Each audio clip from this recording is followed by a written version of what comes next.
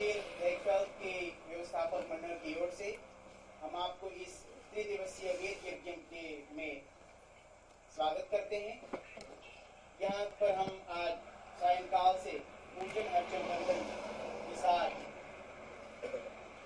कार्यक्रम शुरू किए हैं। पूजन के बाद, आरती के बाद चले हम सब विशेष प्रवचन की ओर चलते हैं। हमारे व्यासपीठ पर भारत से आए हुए पूज्य पंडित वैदिक साहित्य आचार्य प्रोफेसर श्री पंडित प्रेमाचार्य शास्त्री जी सुशोभित हो रहे हैं। चले हम उनसे प्रार्थना करते हैं कि वैदिक तत्व को हमारे सामने रखने की कृपा करें। आप सब हाथ जोड़ेंगे। हरि ओम नमस्तुते व्यास विशालते कुल्लारविन्दाय यतपात्र नेत्रम् येन त्वया भारत तैलपूर्ण प्रज्वालितो ज्ञानमया प्रदीप। प्रेम से व्यास भगवान की जय। पूज्यपाद व्यास जी महाराज।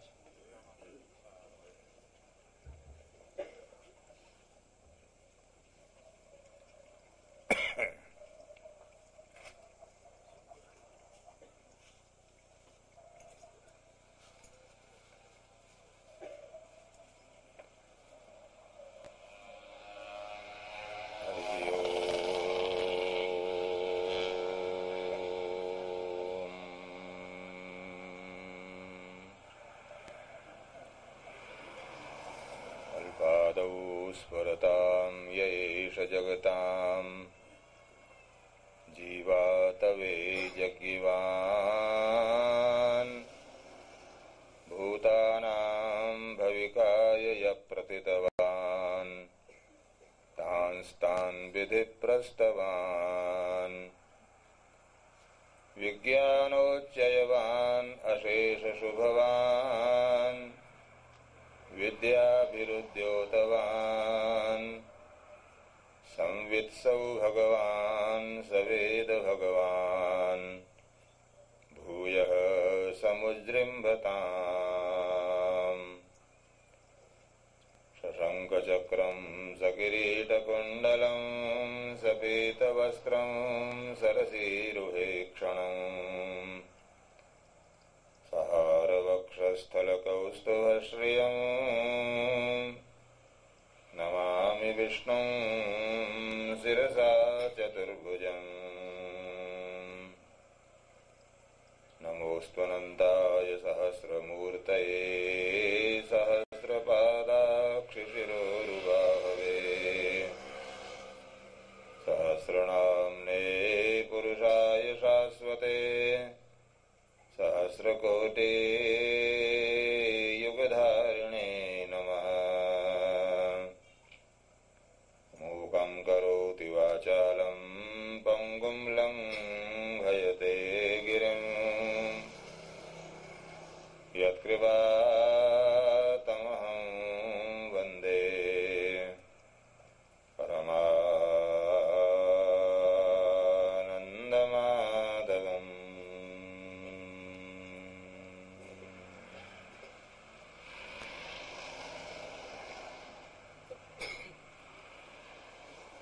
बोलो सनातन धर्म की,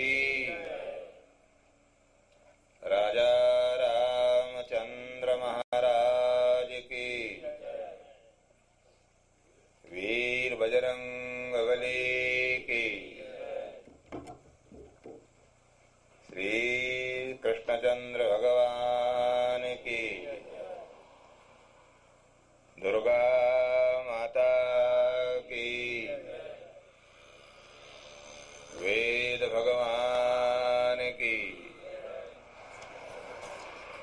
सभी महानुभाव देवियां जो यहाँ यज्ञ भूमि में विराजमान हैं, भगवान का परम पवित्र मंगलमय नाम जो समस्त वेदादि शास्त्रों का सार है और अनेक जन्मों तक अनेक साधन करने के बाद जो हमारे को आत्म कल्याण के लिए जीवन में अपनाना अनिवार्य है, फिर भगवान नाम को बोलकर सब देवियां महानुभाव अपने अंतःकरण को शुद्ध कीजिए तब कुछ वेद संबंधी चर्चा प्रारंभ करेंगे। श्रीमन्नारायण नारायण नारायण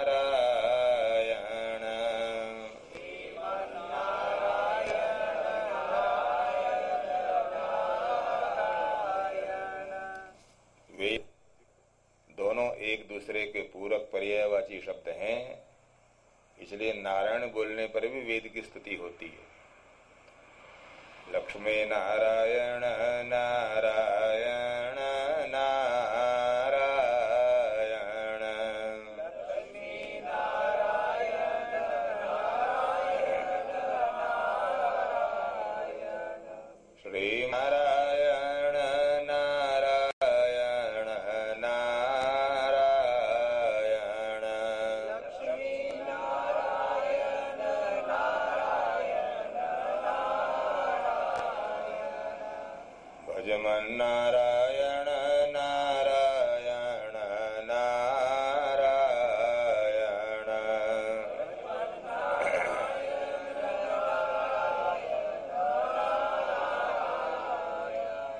सत्य नारायण नारायण नारायण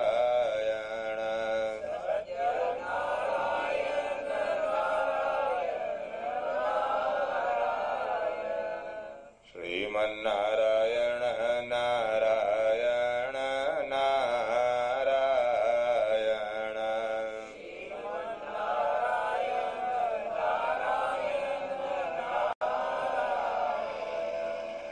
लक्ष्मी नारायण नारायण नारायण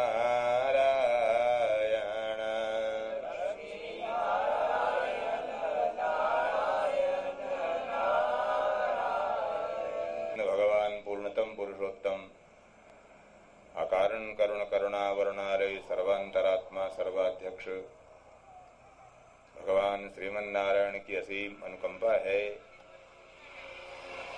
जो उद्योग फैज श्री कृष्ण मंदिर के सदस्य महानुभावों ने यहाँ 3 दिन के लिए वेद पर चर्चा करने का ये आयोजन किया है। और ग्रंथों पर चर्चा प्राय चलती रहती है, परंतु वेद को मनु महाराज भारतीय संस्कृति सनातन धर्म का मूल मानता है। वेदो खिलो धर्म मूलम, ऐसा मनु कहते हैं। और जहां हमारी सोचने की समझने की शक्ति समाप्त हो जाती है, जिस बात को हम किसी भी साधन से नहीं समझ पाते, यद्यपि संसार में किसी भी बात को जानने समझने के लिए अनेक साधन प्रमाण शास्त्र बताता है,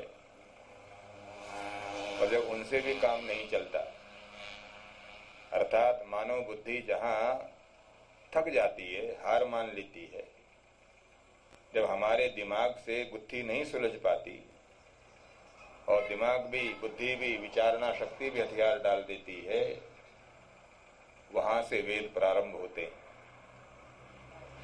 जिस चीज को हम जान लेते हैं, समझ लेते हैं, वो वेद नहीं है। जो हमारी समझ में नहीं आता, उस बात को जो समझाता है, उसे मनुवेद कहते हैं। प्रत्यक्षेणानुमित्या वा यस्तुपायो न बुध्यते, प्रत्यक्षेणानुमित्या वा यस्तुपायो न बुध्यते, एनम विदन्ति वेदेन तस्मात् वेदस्य वेदता। प्रत्यक्ष के द्वारा माने आंखों से जिस बात को हम नहीं देख पाते, यद्यपि लोग बोलते जब आंख से देख लिया फिर क्या प्रमाण की जरूरत, प्रत्यक्षे किम प्रमाणम। लोग बोलते हैं पंडित जब हमने आंख से देख लिया फिर और प्रमाण की क्या जरूरत। पर आपको जानकर अचंभा होगा कि शास्त्रकार प्रत्यक्ष प्रमाण को सबसे गया बीता निकृष्ट प्रमाण मानते हैं, क्योंकि जो आंख हमारे को दिखाती है वो ठीक नहीं दिखाती। आंख में भी विकार हो सकता है, आंख में भी दोष हो सकता है। इसलिए जो दृष्टि सृष्टिवाद है अर्थात जो जिस भावना से जिस वस्तु को देखता है उसको वस्तु वैसी ही दिखाई पड़ती है। आवश्यक नहीं है हर चीज हर एक आदमी को एक ही जैसी दिखाई पड़ती है। इसलिए जैसी हमारी दृष्टि होगी, जितनी स्वच्छ, जितनी सात्विक, राजस अथवा तामस, तदनुसार संसार के पदार्थों का हम साक्षात्कार करते हैं। इसलिए आंख से दिख जाने के बाद बात समाप्त हो गई, ऐसा नहीं होता। मैं उदाहरण देता हूं आपको। चांद पूर्णिमा का निकलता है, आप देखकर प्रसन्न है। कोई पूछता है कितना बड़ा है चांद, चंद्रमा कितना बड़ा दिखाई पड़ रहा है, या प्रातःकाल सूर्य निकलता है, सूर्य कितना बड़ा है। हमें अपनी आंखों से देखने पर सूरज बस बहुत हुआ, हमारी थाली इतना बड़ा, बहुत बड़ा कहेंगे इतना बड़ा है, परंतु का सूर्य इतनी बड़ा है। विज्ञान बताता है जमीन से लाखों मील दूर होने के कारण वो हमारे को छोटा दिखाई पड़ता है। उतना बड़ा नहीं है सूर्य। पृथ्वी से 13 लाख गुना बड़ा सूर्य हमारे को अपनी थाली जितना दिखाई पड़ता है। ये आंख जो दिखाती है उसको अंतिम प्रमाण नहीं माना गया। प्रत्यक्ष को सबसे घटिया निकृष्ट प्रमाण मानते हैं हम। पर जो प्रत्यक्ष से न जान पावे तो दूसरा प्रमाण अनुमान है, अंदाजा लगाते हैं। हाँ, अनुभव और अनुमान में थोड़ा फर्क है। हम आग को भी जानते हैं, धुएं को भी जानते हैं। हमने धुआं भी देखा है, आग भी देखी है। इसलिए हम जहां धुआं देखते हैं वहां आग का अंदाजा लगा लेते हैं। यत्र यत्र धूमः तत्र तत्र बन्ही, ये न्याय शास्त्र बोलता है। जहां धुआं होगा वहां पर आग जरूर होगी, प्रायः होती है, 100% नहीं। ये 100% कन्फर्म नहीं है कि जहां धुआं हो वहां आग होती ही हो, अथवा जहां आग होती हो वहां धुआं होता ही हो। ये कोई नियम नहीं है, परंतु 80-90% ऐसा होता है। जैसे लोहे के गोले को आग में तपा दिया जाए, वो बिल्कुल लाल हो जाता अंगार की तरह, अग्नि बहुत है उसमें, पर धुआं नहीं है। इसलिए अग्नि बिना धुएं के भी हो सकती है। अथवा प्रातःकाल जब समुद्र पर या किसी तालाब के निकट आप गुजरते हैं, वहां से आपको धुआं जैसा, भाप जैसा उड़ता हुआ दिखता है। ठंड के दिनों में वो धुआं तो है पर वह आग नहीं है। इसलिए जहां धुआं हो वहां आग हो, ये कोई पक्का नियम नहीं है, पर आम तौर पर हम अंदाजा लगा लेते हैं कि धुआं होगा।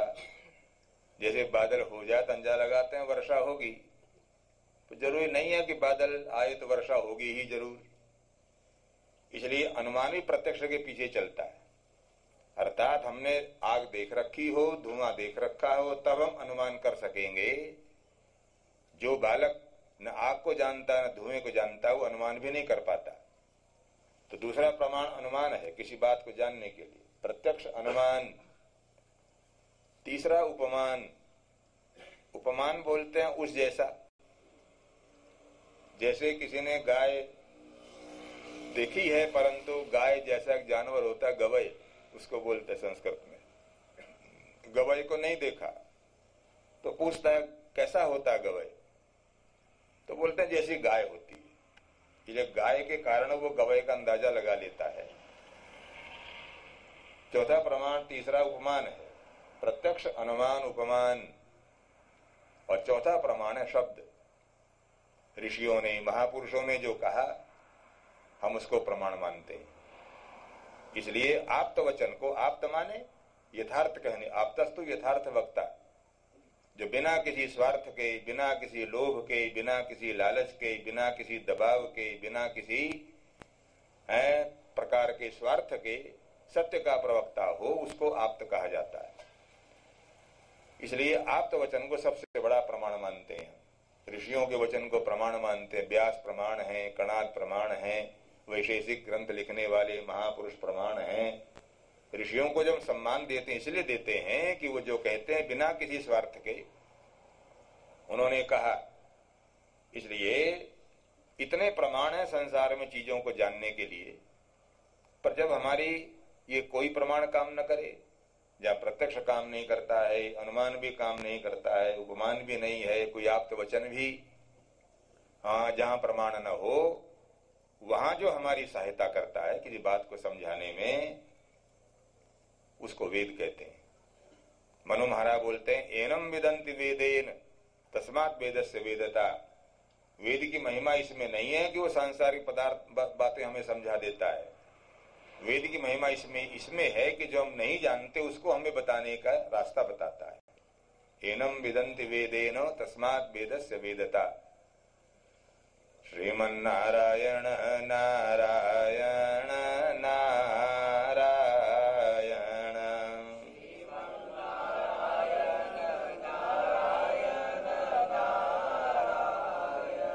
इसलिए जिसको अपनी अकल पर बड़ा भरोसा हो, हम अकल से सब जान लेते हैं, समझ लेते हैं। वेदों में ऐसा सूक्त है, अर्थ बहुत सीधा है, सारा संस्कृत जानने वाला भी उसका अर्थ लगा सकेगा। वेदों का तो नासदीय सूक्त है, सृष्टि के पहले क्या था, सृष्टि की पूर्व स्थिति क्या, जब दुनिया नहीं बनी थी, महाप्रलय के समय क्या स्थिति थी, उसका वर्णन करने वाला सूक्त है, जिसको नासदीय सूक्त नाम से वेद कहते हैं। ना सदासी नो सदासी तदानी नासीद रजो नो व्योमा परो यत किमावरीव कोकस्य शर्मन् अम्बक किमासीद गहनम गभीरम न रात्र्या अन्नः आसीत प्रकेतः। संस्कृत इतना सरल है कि साधारण संस्कृत जानने वाला शब्द समझ लेगा।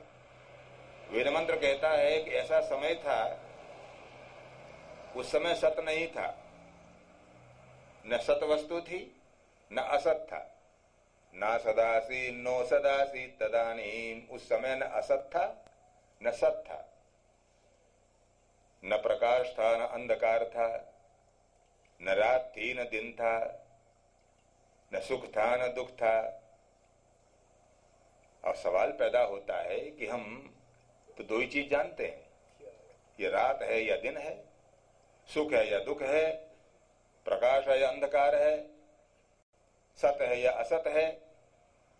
पर वेद कहते हैं एक समय ऐसा भी था जब न सत था न असत था, न रात थी न दिन था, न प्रकाश था न अंधकार था, न रात्र्या अन्न आसीत प्रकेतः, रात है कि दिन है कहाँ नहीं जा सकता था। अब हमारी बुद्धि अथक जाती है, ऐसी कौन चीज होगी, क्योंकि हम सांसारिक जितने व्यक्ति हैं, संसार द्वंद्व से बना है।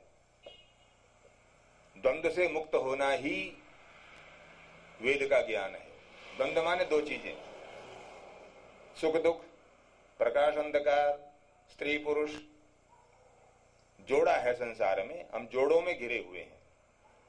उन जोड़े से बाहर निकालकर द्वंद्व से जो मुक्त करता हो हमारे को, भगवान गीता शास्त्र में बोलते हैं ते द्वंद्व मोह निर्मुक्ता। जो द्वंद्व मोह से निर्मुक्त हो जाते हैं वो निरामय पद को प्राप्त करते हैं। अर्जुन तो द्वंद्वों से मुक्त हो, वेद यही बताते हैं द्वंद्व से मुक्त कैसे हो जाए, सुख से मुक्त कैसे हो, दुख से मुक्त कैसे हो, रात दिन से मुक्त कैसे हो। पर परेशानी यह है कि हम दुख से छुट्टी चाहते हैं, दुख से मुक्त हो जाएं। हे परमात्मा हमारे को कभी दुख न हो, हमेशा सुख चाहते हैं, परंतु ऐसा हो नहीं सकता। जैसे आपके पास सिक्का है या नोट है आपके पास, $1 अथवा $1 का सिक्का, अब आप चाहो उसका इधर वाला हिस्सा तो मेरे पास रहे पर पीछे वाला न रहे, ऐसा नहीं हो सकता। अगर आप सुख चाहेंगे दुख जरूर आएगा, सुख और दुख का जोड़ा है। जब सुख चाहेंगे तो पीछे पीछे दुख भी है, निश्चित है ये। ऐसा कभी संभव नहीं है कि आप चाहें कि रात ही रात रहे कभी दिन न आवे, या दिन ही दिन रहे कभी रात न आवे। आपके चाहने से कोई फर्क नहीं पड़ता है। दिन कितने चाहते रहो आप कि रात न आवे पर रात आएगी। दिन और रात का संबंध परस्पर जुड़ा हुआ है, इसलिए संसार द्वंद्व से बना है। गोस्वामी पाद बोलते हैं जड़ चेतन गुण दोषमय विश्व के न करतार। परमात्मा ने संसार इन द्वंद्व से बना, जो जोड़ों से बनाया है। गुण दोष हर एक आदमी में, ऐसा एक भी न मिलेगा जो केवल गुणों से भरा हुआ कोई दोष न हो, और ऐसा कोई नहीं मिलेगा जिसमें कोई दोषी दोष हो, कोई गुण न हो। हर एक व्यक्ति में अनुपात का फर्क हो सकता है, किसी में कम है, किसी में ज्यादा है। अनुपात की कमी हो सकती है, गुण ज्यादा है, दोष कम है, दोष ज्यादा है, गुण कम है, ये तो हो सकता है। पर बिल्कुल कोई दोषों से रहित हो और कोई बिल्कुल गुणों से रहित हो, दोषी दोष भर, ऐसा संभव नहीं है।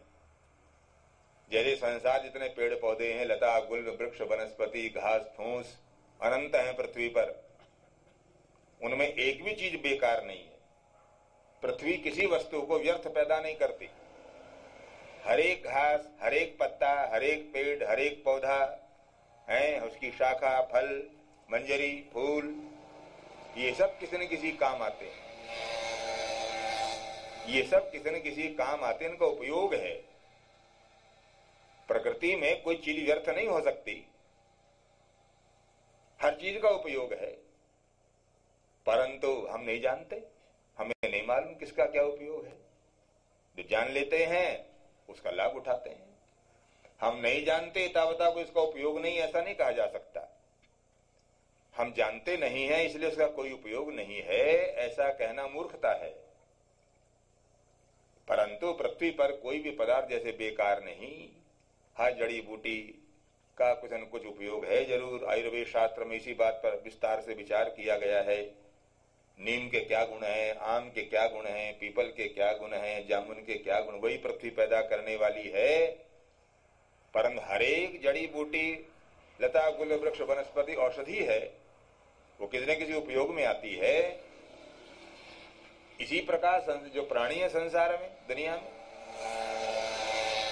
उन प्राणियों का भी कोई न कोई उपयोग जरूर है। अनुपयोगी व्यक्ति संसार में कोई नहीं, जिसका कोई जो बिल्कुल बेकार हो, ऐसा नहीं है। परंतु उसका क्या उपयोग किया जावे, बस ये जानकार मिलना मुश्किल है जी। ना वर्णो विद्यते मंत्र नास्ति मूलम अनौषधम। ना वर्णो विद्यते मंत्र, वर्णमाला में एक भी अक्षर ऐसा नहीं जो मंत्र न हो। ए आई ऊ जितनी हमारी वर्णमाला है, कह उनमें एक भी अक्षर ऐसा नहीं है जो मंत्र का काम न करता हो। इसलिए हमारा बीज मंत्र भी चलते हैं। बीज मंत्र, ओम, ये वेदों का बीज मंत्र है। जैसे ओंकार वेद बीज है। ओंकार के 3 अक्षरों से त्रिपदा गायत्री का विकास हुआ। अकार उकार मकार ओम। कौन सा ओम? वो अर्ध बिंदु लगा ऊपर जो बिंदु लगाते हैं वो ओम। ओम इत्येकाक्षरम ब्रह्म व्याहरन् मामनुस्मरन् य प्रयाति त्यजन् देहं स याति परमां गतिम्। जिसको पंडित लोगों ने यहाँ पूजा किया वो ओंकार ब्रह्म रूप, ओंकारम बिंदु संयुक्तम नित्यम ध्यायन्ति योगिनः कामदम मोक्षदं चैव ओंकाराय नमो नमः। वो जो वेद बीज ओंकार है, उसके 3 अक्षरों से त्रिपदा गायत्री, 8-8 अक्षर वाले 3 पाद गायत्री के विकसित हुए। पर गायत्री के 3 पादों से 3 वेदों का विकास हुआ। 3 वेद हैं, श्रीमन्नारायण नारायण नारायण।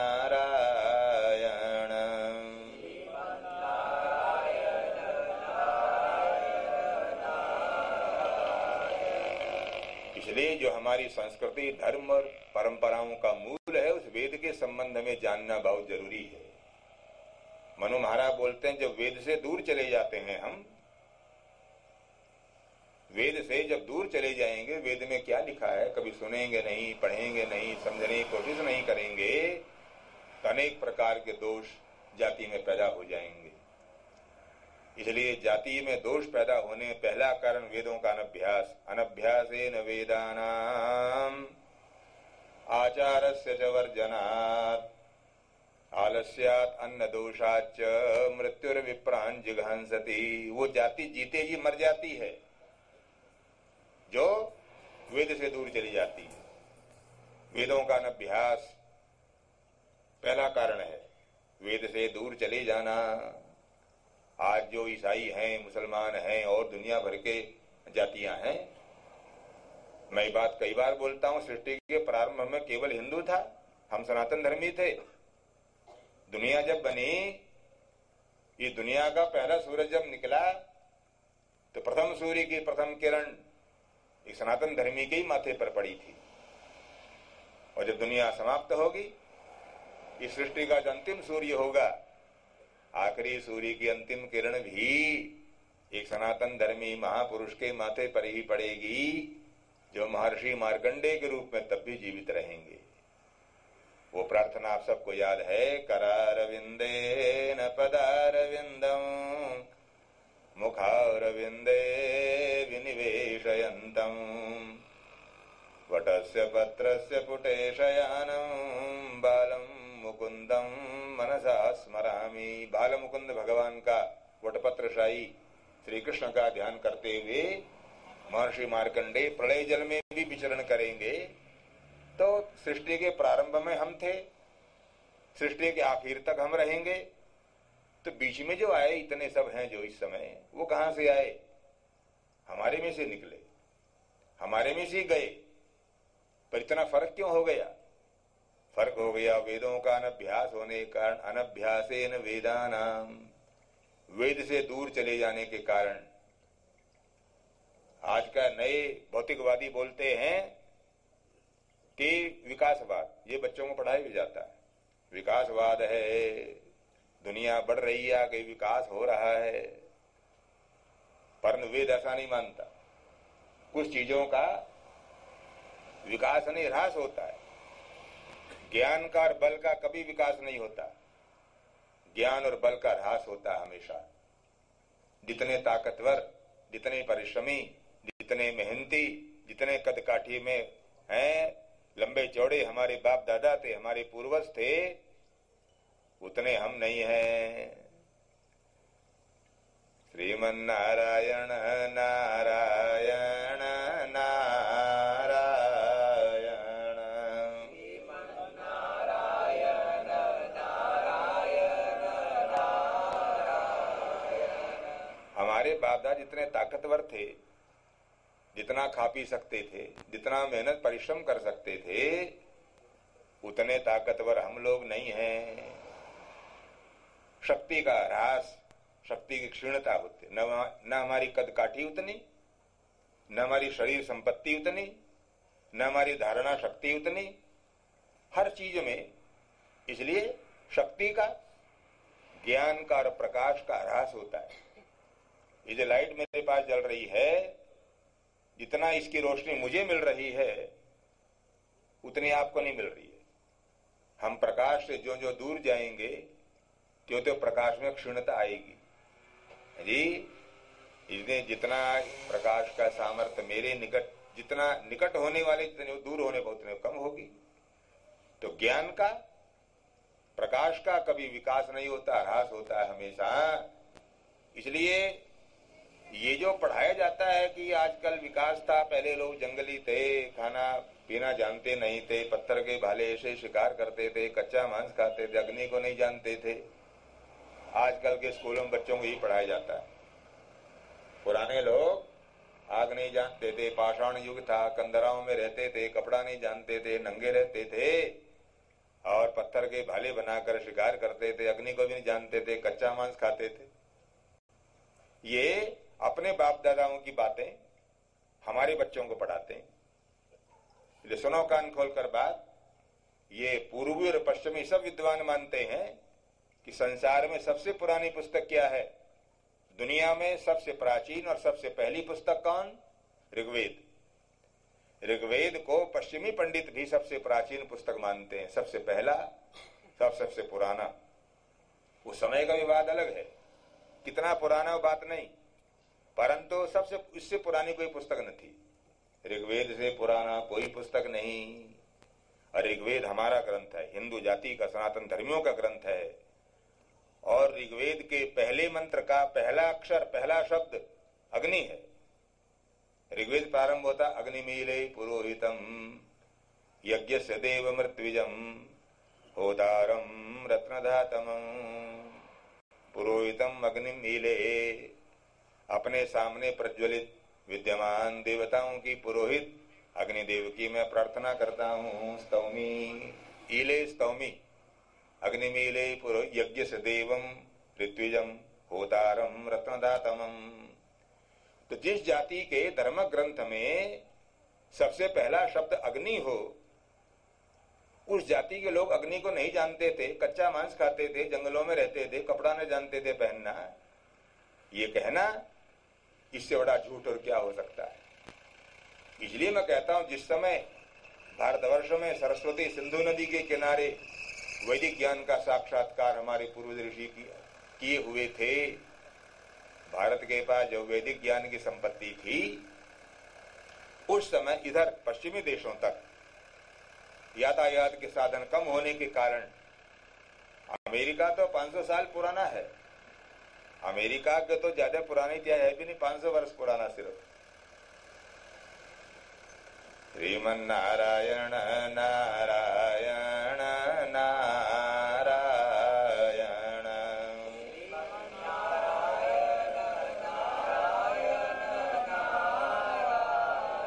ये जो कहा जाता है अमेरिका को कोलंबस ने ढूंढा, कोलंबस डिस्कवर्ड अमेरिका, और बच्चे पढ़ते भी यही है, अमेरिका को कोलंबस ने ढूंढा, बिल्कुल सफेद झूठ। कोलंबस तो अमेरिका पहुंचा 1492 में, 500 वर्ष भी नहीं हुए अभी। 1492 में कोलंबस अमेरिका पहुंचा। चला था वो कहीं और एशिया की खोज में, और पहुंच गया, कंपास न होने के कारण अमेरिका पहुंच गया। जब बहामा आइलैंड्स के पास पहुंचा, वो समझा मैं एशिया आ गया हूं, तो बड़े आनंद में चिल्लाया, द अल्फा द ओमेगा, अर्थात the beginning and the end of Asia. मैंने एशिया के तट को छू लिया। पर बाद में पता लगा ना ना, ये तो कोई और चीज है, ये अमेरिका है, एशिया नहीं है ये। इसलिए ये तो 1492 घटना है। उससे पहले तो जिसके नाम पर अमेरिका देश का नाम पड़ा, अमेरिका, एक जर्मन समुद्र यात्री जिसका नाम था अमेरिगो द वेस्पुची, वो सबसे पहले पहुंचा वहां। उसी के नाम के आधे हिस्से से उस स्थान का नाम रखा गया अमेरिका। उसका नाम था अमेरिगो द वेस्पुची, और स्थान का नाम रखा गया अमेरिका। जो आदमी जहां पहली बार पहुंचता है, उसके नाम पर उस स्थान का नाम रख दिया जाता है। तो दक्षिणी ध्रुव में भारतीय वैज्ञानिक पहली बार पहुंचे, डॉक्टर सिरोही, उनका नाम रखा जगह का नाम सिरोही पॉइंट, या सिरोही सबसे पहले पहुंचे हैं। और भारत में भी वास्को डिगामा सबसे पहले पहुंचे थे, नाम रखा गया वास्को डिगामा। इसी प्रकार अमेरिको द वेस्पुची पहले पहुंचा तो नाम रखा गया अमेरिका। परंतु अमेरिको द वेस्पुची के पहुंचने से पहले अमेरिका में क्या था, अगर पुराना इतिहास हम पढ़ते हैं तो पता लगता है ये लोग सबसे पहले नहीं पहुंचे हैं। वहां भारतीय संस्कृति, भारतीय पुरुषों के पहुंचने के चिन्ह, जो पुराना इतिहास जानते पढ़ते महानुभाव हैं, the pre Columbus history of America, उसे पता लगता है कि भारतीयों के वहां पहुंचने के चिन्ह मिलते हैं, उपलब्ध हैं। इसलिए अमेरिका तक या यूरोपीय देशों तक ज्ञान का वो प्रकाश नहीं पहुंचा हुआ था जो भारत में था, वेदों का ज्ञान का प्रकाश, साधनों के अभाव के कारण। इसलिए भारत वाले जब एडवांस थे और कल्चर्ड थे, जिनके पास वेद जैसा ज्ञान था, उस समय यूरोप अमेरिका वाले रहते होंगे कंदराओं में, कच्चा मांस खाते होंगे, शिकार करना न जानते होंगे, आग को भी नहीं जानते होंगे। इनके बाप दादा होंगे ऐसे, पर हमारे बाप दादा भी आग को न जानते होंगे, ऐसा कहना बड़ा भारी छल और धोखा है। इसलिए जिस जाति के धर्म ग्रंथ में सबसे पहला शब्द अग्नि हो, उस जाति के अनुयायी, और वो सबसे पुराना ग्रंथ हो, सृष्टि के इतिहास में सबसे पुराना ग्रंथ, सबसे पहली किताब, उस जाति वालों को अग्नि से अपरिचित कहना सरासर इतिहास के साथ धोखा करना है। श्रीमन्नारायण नारायण नारायण।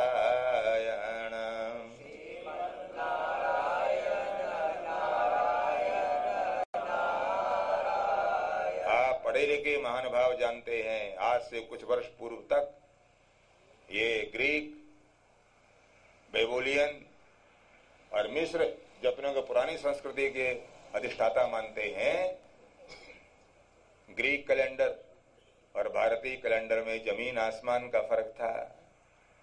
ग्रीक कैलेंडर में, रोमन कैलेंडर जो बाद में विकसित हुआ, उसमें पढ़े लिखे महानुभाव जानते हैं प्राचीन काल में केवल 10 महीने का वर्ष था, 10 महीने का साल। पहला महीना था मार्च, मार्च माने शुरू, मार्च, अप्रैल, मई, जूनी, जूली, जो कि ग्रीक देवियां उनके नाम पर रखा गया, देवियों के नाम पर, ग्रीक लैंड में होने वाली देवियां, मई, जूनी, जूली।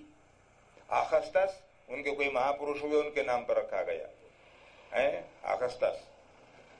उसकी आगे गिनती है सितंबर 7वां, सितंबर संस्कृत का सप्त है, आज भी इसमें जुड़ा हुआ है। सितंबर 7वां, अक्टूबर 8वां, नवंबर 9वां, दिसंबर 10वां, और साल खत्म।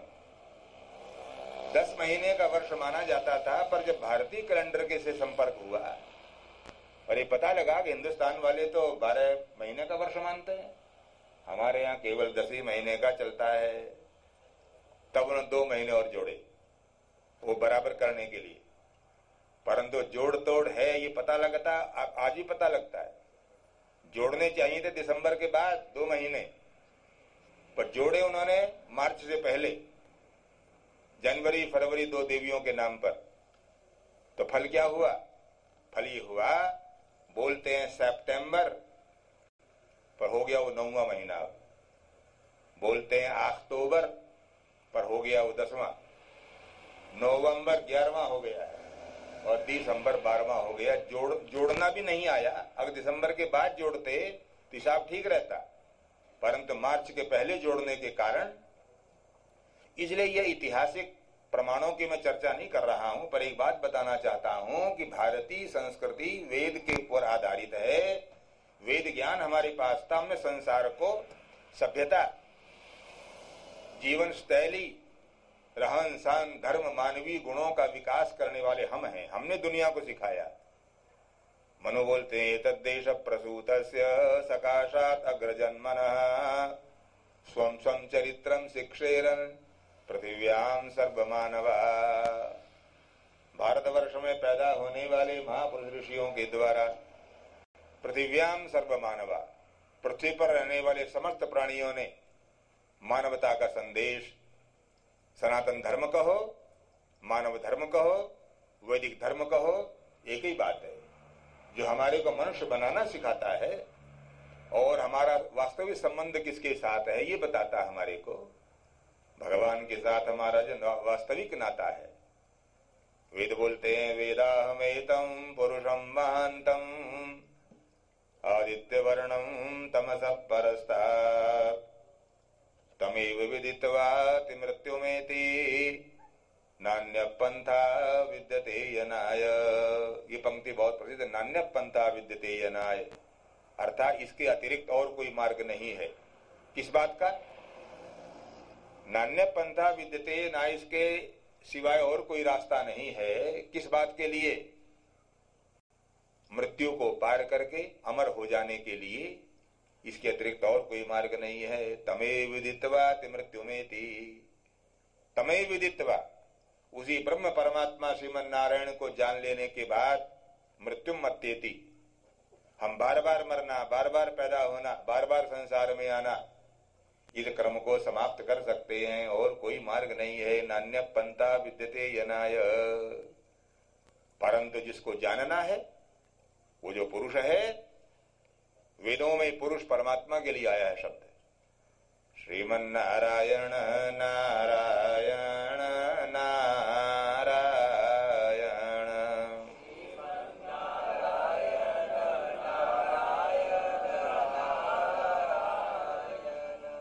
आवाज सबके नहीं भाई, जितने बैठे हो, मरी मरी सी आवाज है।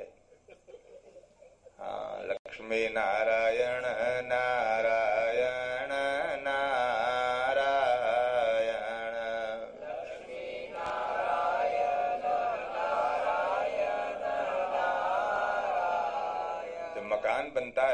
तो नींव में जो पत्थर डाले जाते हैं बड़े मजबूत और उबड़ खाबड़ होते हैं। ऊपर दीवार तो चिकनी खड़ी होती है, पर जमीन में गड्ढा खोदकर जो पत्थर डाले जाते हैं, जिनके ऊपर सारा मकान खड़ा होता है, वो उबड़ खाबड़ और देखने में उतने सुंदर नहीं ऐसे होते हैं, पर ऊपर भवन शानदार तभी बनता जब नींव मजबूत हो। इसलिए आज पहले दिन वेद से परिचय वाला प्रकरण है ये। कल विषयों पर चर्चा करेंगे, परंतु वेद की महिमा क्या है वेद, वेद हमें क्या बताता है, क्यों वेद का इतना महात्म्य है, वेद केवल लौकिक ज्ञान बताने वाला है कि पारलौकिक ज्ञान में भी हमारा मार्गदर्शन करता है, इत्यादि बातों की मूलभूत जानकारियां आज के दिन चूंकि प्रारंभ में होनी चाहिए सबको, है एतावता। उबड़ खाबड़ लगेगा पहला दिन। लक्ष्मी नारायण नारायण नारायण,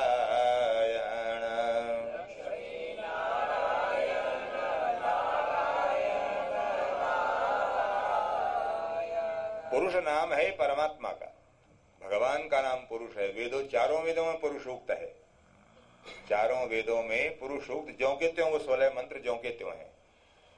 यजुर्वेद में जरा सा अंतर है, ऊरु तद वैश्य, यजुर्वेद बोलता मध्यम तद वैश्य, बस इतना। ऊरु और मध्यम दो शब्द अलग अलग हैं, वरना पूरे 16 मंत्र चारों वेदों में बराबर से उनका नाम पुरुष सूक्त। पुरुष माने परमात्मा भगवान। श्री सुखदेव महाराज उपदेश प्रारंभ करते हैं तो भगवान नारायण को पुरुष कहकर के प्रार्थना करते हैं। मैं पुरुष को प्रणाम करता हूं। भूतैर्महद्भिर् यैमा पुरो विभू निर्मायशेते यदमुषु पुरुषः भुंक्ते गुणान् षोडश षोडशात्मकः सोलंकृशिष्ट भगवान वचांसि में। जो पुरुष है वो मेरी वाणी को अलंकृत करे।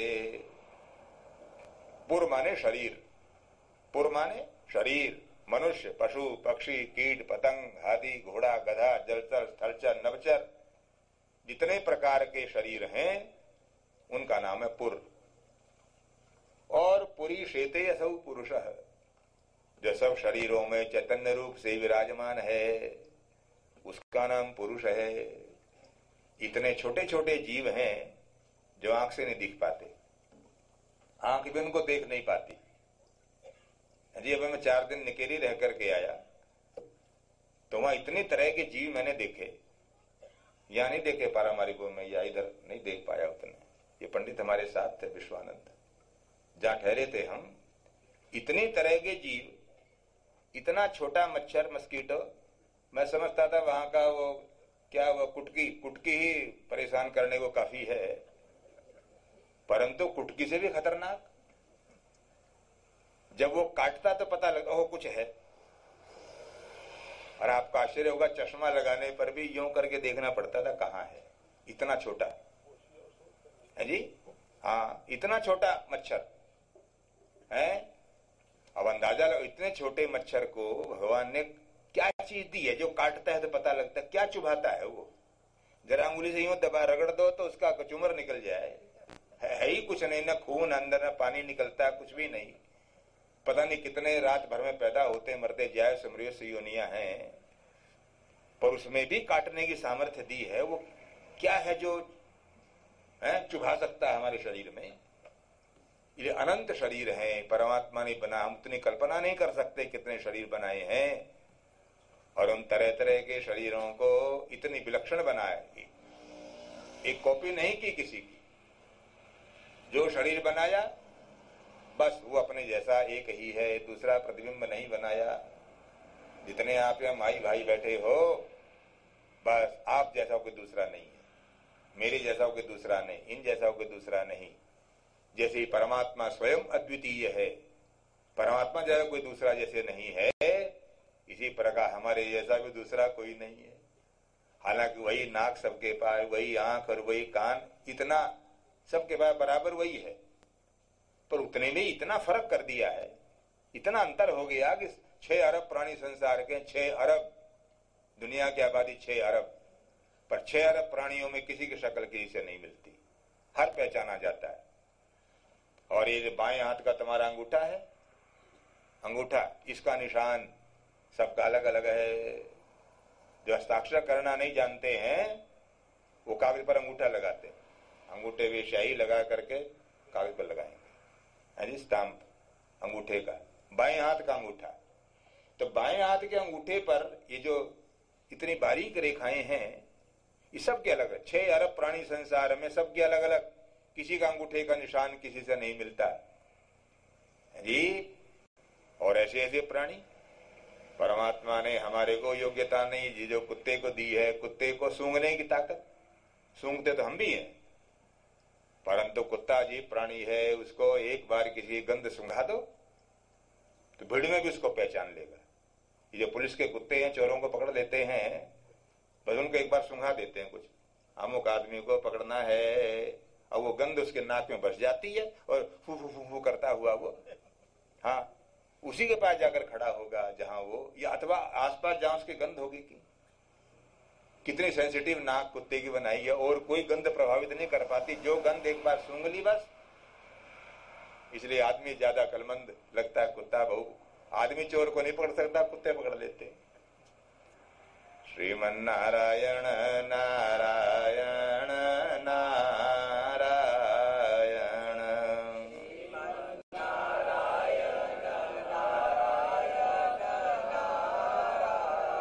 इसलिए अनंत शरीर बनाए। वेदव्यास महाराज बोलते हैं, जो परमात्मा के गुणों को और सामर्थ्य को गिनने की कोशिश करता है, यो वै अनंतस्य गुणान अनंतान अनुक्रमिष्यन् सतु बाल बुद्धि।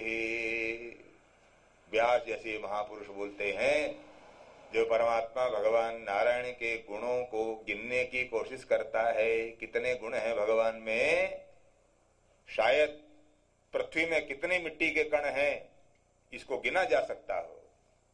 पृथ्वी के धूल के कणों को गिनने की सामर्थ्य रखने वाला कोई यंत्र संभवतः विकसित हो जाए, परंतु परमात्मा के अनंत गुणों को गिनना वो बच्चों जैसी बुद्धि रखता है। जैसे बालकों को पता नहीं होता क्या कर सकते हम क्या नहीं कर सकते हैं, वही बुद्धि उसकी है। यो वै अनंतस्य गुणान अनंतान अनुक्रमिष्यन् सतु बाल बुद्धि। इसलिए भगवान ने कितने शरीर बनाए, अनंत शरीर बनाए परमात्मा, हम उनकी शरीरों में कल्पना भी नहीं कर सकते हैं। उन शरीरों के भीतर चेतन रूप में जो विराजमान है, उनका जो साक्षी है, और उनको सब में भिन्न भिन्न सामर्थ्य, प्रत्येक में भिन्न भिन्न सामर्थ्य। हम किसी भी जीव को अनुपयोगी नहीं कह सकते, उसका कुछ उपयोग नहीं है, हरेक का उपयोग है। इसलिए अनंत शरीरों में, अनंत पुरों में विराजमान रहने वाला जो है सर्वाध्यक्ष, सर्वाधिष्ठान, चैतन्य रूप में विराजमान रहने वाले, उन्हीं भगवान को वेद बोलते हैं पुरुष। जो शरीरों में निवास करता है, उस पुरुष को जाने बिना हम मृत्यु को पार नहीं कर पाते। तमे विदित्वाति मृत्युमेति। ब्रह्म, इसीलिए वेद जो है परमात्मा का परिचय उन लोगों को भी देते हैं जो अपनी आंखों से पदार्थ को देखकर निर्णय नहीं कर पाते, परमात्मा के बारे में निर्णय नहीं कर पाते। भगवान को देखना तो बहुत दूर की बात है। जिन्होंने साक्षात्कार किया वो करते हैं महात्मा लोग साक्षात्कार, भक्तों ने किए हैं साक्षात्कार, जिनकी दृष्टि दिव्य स्फीत हो गई है। पर हमारे तुम्हारे जैसे सामान्य प्राणी भगवत साक्षात्कार नहीं कर पाते। उसमें कारण क्या? क्या परमात्मा नहीं है? हमें नहीं दिखता तो क्या नहीं है? ऐसा नहीं, हमारे न दिखने बहुत कारण हैं। उन कारणों की व्याख्या सांख्य शास्त्र करता है। वेद के भाग की व्याख्या करने वाला ग्रंथ। परमात्मा भगवान के न दिखने में कारण क्या है? दुनिया में बहुत सारी चीजें होते हुए भी हमारे को कई कारणों से नहीं दिख पाती। चीज है पर नहीं दिख पाएगी। लक्ष्मी नारायण नारायण नारायण,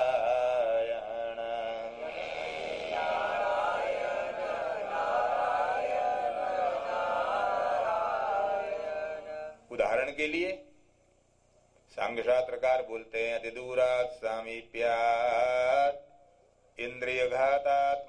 अवस्थानात् सौक्ष्म्यात् व्यवधानात् अभिभवात् समानाभिहाराच्च, इतने कारणों से संसार में वस्तु में होते हुए भी हम नहीं देख पाते।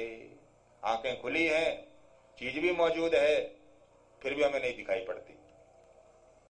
कितने कारण?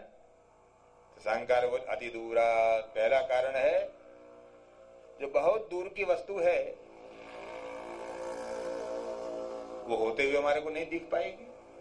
आप लोग माई भाई यहाँ आकर बैठे हो, आपका घर है मौजूद, लिफोर्ड में होगा, डेकफेल्ट में होगा और कहीं होगा, हम भी जहाँ रहते हैं वहां से आए हैं, वो जगह है मौजूद, आपका घर है मौजूद, परंतु अब आपको नहीं दिख रहा, दूर होने के कारण। चीज है परंतु दूर हो तो नहीं दिखाई पड़ती। आकाश में आकाश गंगाएं हैं, आकाश गंगाओं के ऊपर भी निहारिकाएं हैं, उनमें जितने तारे हैं उन नक्षत्रों के, बहुत से नक्षत्रों का प्रकाश अभी जमीन तक पहुंचा नहीं है, जबकि गति में प्रकाश की गति को सबसे ज्यादा गतिशील चीज माना गया है। प्रकाश की जो गति है वो सबसे तीव्र है, परंतु ऐसे तारे भी मौजूद हैं जिनका प्रकाश अभी तक भी पृथ्वी तक पहुंच नहीं पाया है, तो बहुत दूर होने के कारण वो हमारे को दिखाई नहीं पड़ते हैं। अति दूर होना भी न दिखने में कारण अति दूरात्। एक कारण बहुत दूर होना, बहुत दूर की वस्तु नहीं दिखती, और दूसरा कारण सामीप्यात्, बहुत निकट की चीज भी नहीं दिखती, बहुत निकट की। आप चिट्ठी पढ़ते हो, पुस्तक पढ़ते हो, पत्र पढ़ते हो, तो यूं आंख से रखो, ऐसे पढ़ लोगे। आंख से इतनी दूरी पर रखो तो पढ़ लोगे, पर बिल्कुल आंख से लगा लो एकदम यूं तो नहीं पढ़ पाएंगे। अत्यंत निकट होना भी वस्तु के साक्षात्कार न होने में कारण है। जैसे आंखों में लगा हुआ काजल अपनी आंख से नहीं दिखता, आंख में लगा है काजल, आपने लगाया है, पर काजल ठीक लगा है कि नहीं, ये देखने के लिए आपको शीशा चाहिए, दर्पण चाहिए, तब पता लगेगा हाँ काजल ठीक, आंख से बाहर तो नहीं गया, तो पहुंचोगे, ठीक करोगे, लाइनिंग ठीक है कि नहीं है, यूं तक गई कि नहीं, यहां तक ऊपर तक, इसके लिए शीशा चाहिए, बिना इसके नहीं पता लगेगा। बहुत निकट होना जी, इसलिए तो नाक ठीक है कि नहीं, भौहें ठीक है कि नहीं, माथा ठीक है कि नहीं, ये आंख के बहुत निकट है, चीजें नहीं दिखाई पड़ती। श्रीमन नारायण नारायण नारायण,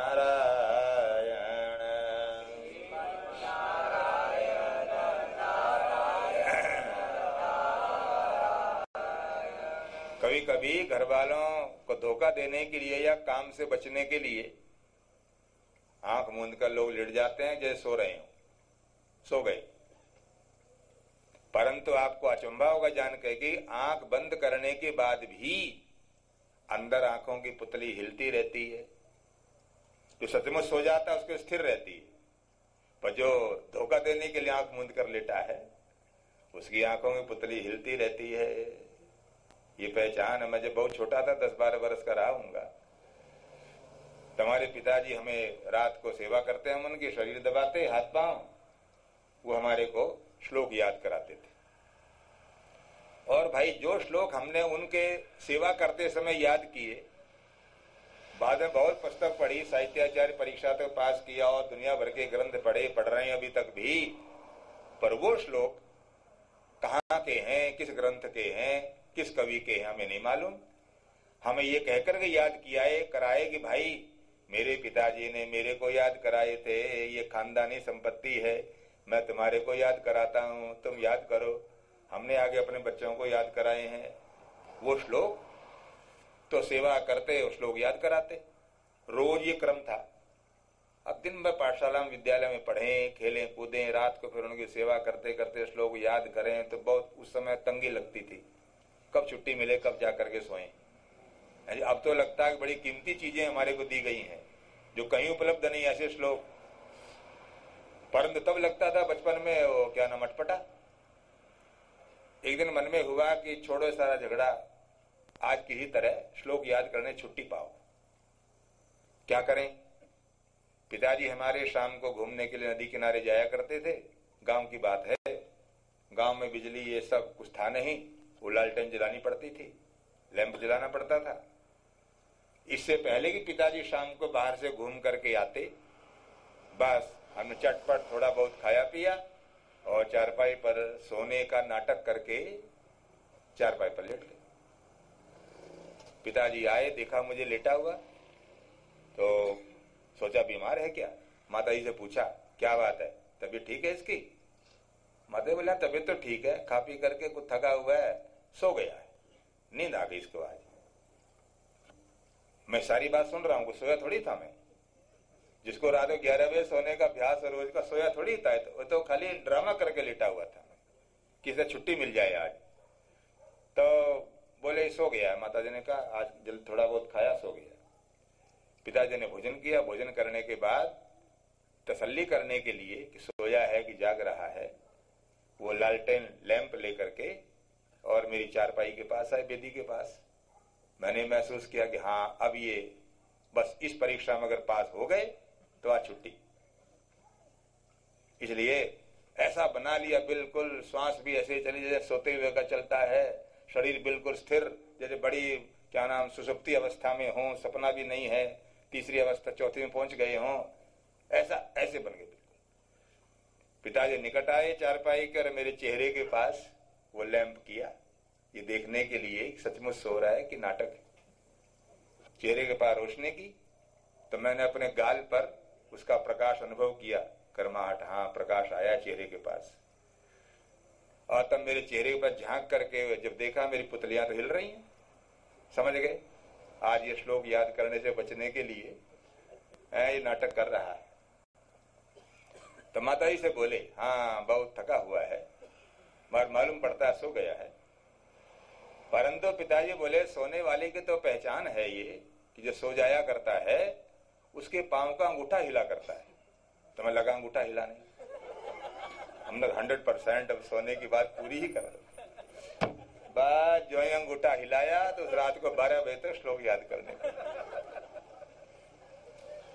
इसलिए आंख बंद कर लेने भर से अंदर की पुतली स्थिर नहीं हो पाती। इसलिए योग शास्त्र बोलता है ध्यान जब करोगे तो ध्यान में पलटी मारकर बैठ गए ठीक है, पांव स्थिर हो गए, हाथों को भी यूं मुट्ठी बांध करके घुटनों पर रख लिया, रीढ़ की हड्डी सीधी कर ली, आंख बंद कर ली। इतना करने के बाद भी जो पुतलियां वो चलती रहेंगी तो मन भी चलता रहेगा, उसके साथ मन की स्थिरता न बन पाएगी। आंखों की पुतलियों का क्या करें, आंखों को कैसे स्थिर करें? तो योग शास्त्र बोलता है नासाग्रे न्यस्त दृष्टि, या तो ध्यान करते समय अपनी दोनों आंखों से अपने नासिका का अग्रभाग देखने की कोशिश करो। यूं दिखेगा नहीं, जी आभास मात्र होगा केवल, पर आंखों को केंद्रित करने के लिए, पुतलियों को हिलने से बचाने के लिए नासिका का अग्रभाग देखने के लिए, अथवा अपना ऊर्णा स्थान, दोनों भवों के मध्य का जो स्थान है जिसको आज्ञा चक्र बोलते हैं, उसको दृष्टि यहां पर रखो यूं ऊपर करके, अथवा नासिका का अग्रभाग को देखो, तब पुतलियां स्थिर होंगी। और तब जिस मंत्र का, जिस स्वरूप का आप ध्यान करने बैठे हैं उसमें प्रवृत्ति हो पाएगी। श्रीमन्नारायण नारायण नारायण,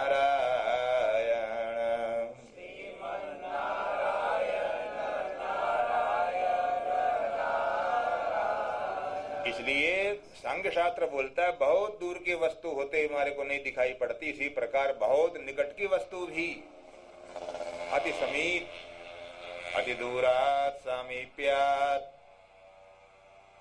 और तीसरा कारण इंद्रिय घातात, जिस वस्तु को साक्षात्कार करने वाली जो इंद्री है उसमें अगर कुछ विकार है तो साक्षात्कार नहीं होगा। अगर आपकी आंख में दोष है तो रूप का साक्षात्कार नहीं होगा, या आंख में अगर दोष है तो विकृत दिखेगा। जिसको पीलिया रोग हो गया हो, जॉन्डिस, आंख पीली है, सारा शरीर पीला है, उसको चंद्रमा भी पीला दिखाई पड़ता है, दूध भी पीला दिखाई पड़ता है, कपड़ा सफेद भी पीला दिखाई पड़ता है। वो जो पीला दिखना है वो स्वाभाविक नहीं है, उसके नेत्र में विकार है, इसलिए उसको वस्तु विकृत दिख रही है। तो इंद्रिय में अगर विकार है, आंख में विकार होने पर रूप का साक्षात्कार नहीं होगा। अगर तुम्हारी आंख में मैल भरा हुआ है, दूसरे की बेटी तुम्हारे को बेटी दिखाई नहीं पड़ेगी। अगर आंख में विकार है कोई भी, दूसरे की बहन तुम्हारे को अपनी बहन जैसी नहीं मालूम पड़ेगी। इसलिए इंद्रिय विकार हो जाने पर रूप का, वस्तु का साक्षात्कार नहीं होता।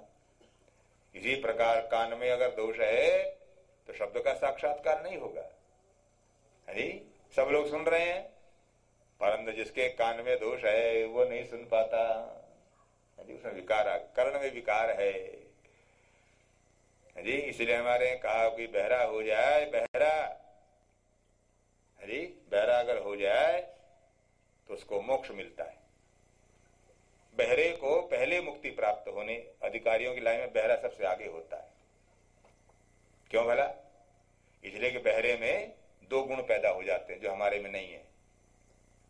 जो हमारे मुश्किल से आ पाते हैं, बहरे में अनायास बिना किसी कोशिश के दो गुण, दो अच्छाइयां पैदा हो जाती हैं बहरे आदमी में। क्या? एक तो वो किसी की बुराई नहीं सुन पाता, चुगली निंदा नहीं सुनता। वो निंदा तो फुसफुसा करोगे, वो करेगा है चले चले बोले, हल्ला मचाकर कौन किसकी बुराई करे। इसलिए वो किसी की निंदा नहीं सुनता, पहला गुण तो ये। और क्षमा कीजिए, हमारे कान निंदा सुनने के लिए हाथी के कान बनने को तैयार हैं। कोई दूर भी किसी का, अरे भाई जरा सुन, मैं आ रहा हूं, जरा मेरे सामने करना। दूसरे की निंदा सुनने के लिए हम हरदम तैयार हैं, पूरे कान खोलकर।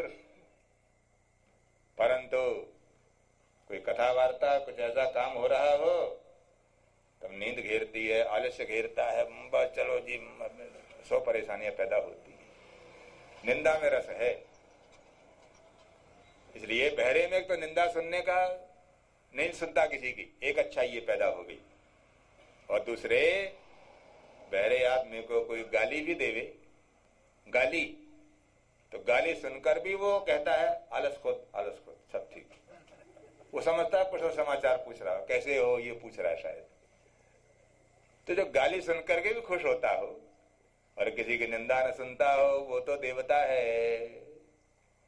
संस्कृत में बहुत अच्छा श्लोक है कि मंदिर में पाषाण की पूजा करते हैं हम, पत्थर की, भगवान श्री कृष्ण विराजमान हैं ऐसा मानकर पूजा करते हैं, तो पत्थर श्री कृष्ण कैसे बन गया?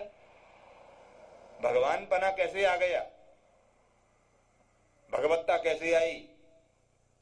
तो गुण बताए। इतने गुणों के कारण, इतने गुण पत्थर में भी आ जाएं तो पत्थर भगवान बन जाता है। अगर मनुष्य में आ जाए तो कहना क्या, वो तो देवता बनाया है। क्या बोले? गुण ये न द्विषन्ति न याचन्ते पर निंदाम न कुर्वते अनाहूता न चायांति तेनाश्मानोऽपि देवता। न द्विषन्ति, पहला गुण तो ये है, किसी से शत्रुता, किसी से वैर भाव, किसी से उनकी दुश्मनी नहीं है। शत्रुता, कोई उनका दुश्मन नहीं, शत्रुता भाव समाप्त हो गया उनका। वो किसी को अपना बैरी नहीं मानते, कोई उनका बैरी नहीं। जो द्वेष से मुक्त हो गया हो, जिसके मन में किसी के प्रति द्वेष भावना न हो, पहला गुण तो ये, न द्विषन्ति। और दूसरे न याचन्ते, वो किसी के आगे हाथ नहीं फैलाते, मांगते नहीं। है जी, मांगना मृत्यु है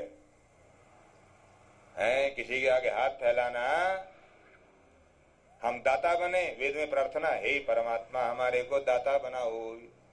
याचक मेरे द्वार पर आवे, याचितारश्च न सन्तु, याचक मेरे दरवाजे पर आवे।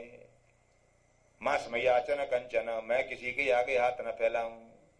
याचितारश्च न सन्तु, रोज प्रार्थना वेद में, हे परमात्मा मेरे द्वार पर याचक अतिथि आवे, मैं अतिथियों का स्वागत करने वाला बनूं।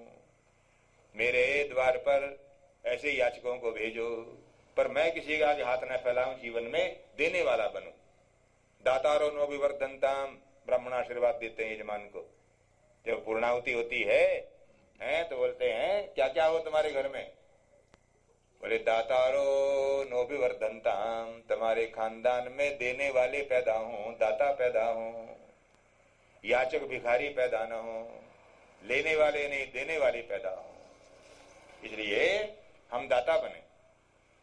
पुराने जमाने में घर के दरवाजे के बाहर ये सूचना लगाई जाती थी, हे अतिथियों, याचकों, मेरे घर आओ, मेरे घर में खान पान का सामान बहुत है, मैं तुम्हारा स्वागत करता हूं, आइए पधारिए।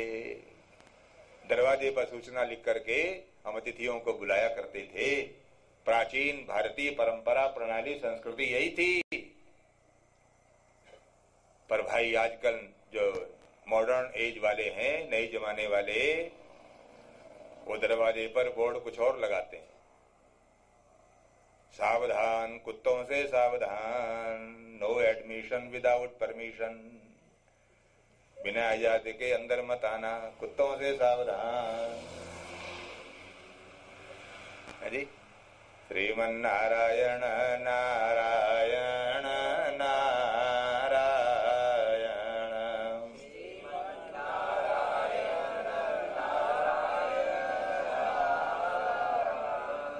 लक्ष्मी नारायण नारायण नारायण,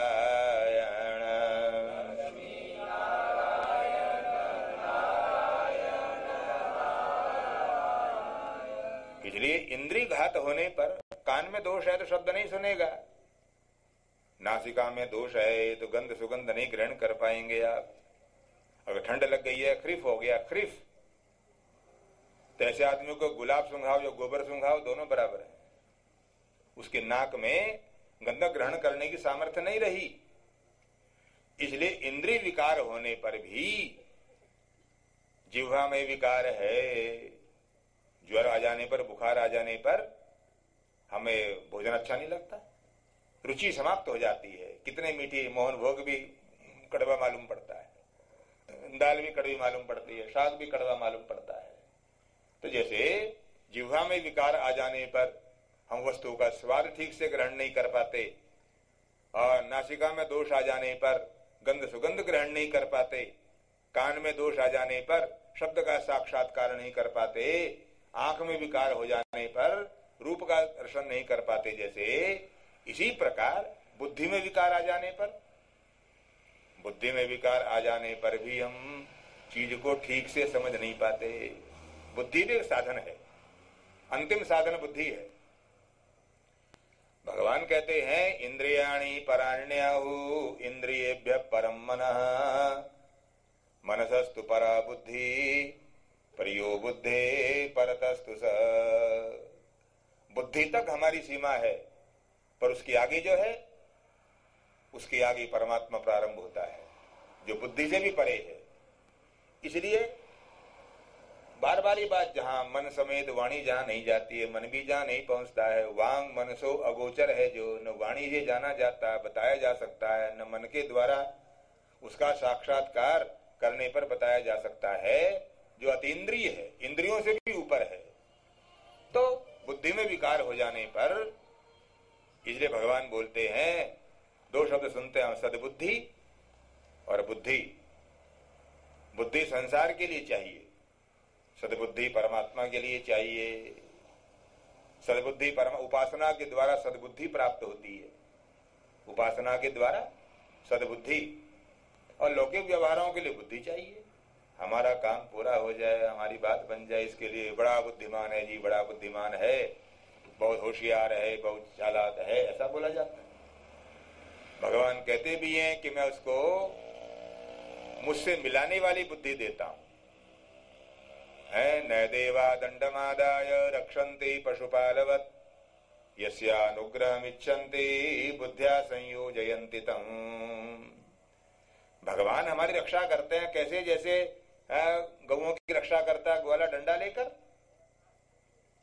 या बकरियों की, भेड़ की रक्षा करता है वो चरवाहा डंड लेकर घेरता है उनको, ऐसे नहीं, ऐसे नहीं।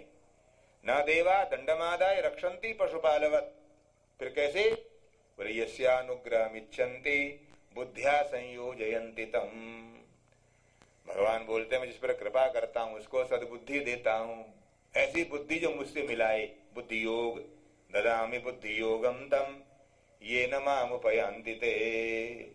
मेरे पास ले आने वाली बुद्धि प्रदान करता हूं, जो मुझ तक लाने वाली हो, संसार तक ले जाने वाली बुद्धि, परमात्मा तक ले जाने वाली सद्बुद्धि। इसलिए शास्त्र बोलता है मंदिर में जाते हैं हम तो जूता उतार कर जाते हैं, बाहर रखो जूता। श्रीमन्नारायण नारायण नारायण।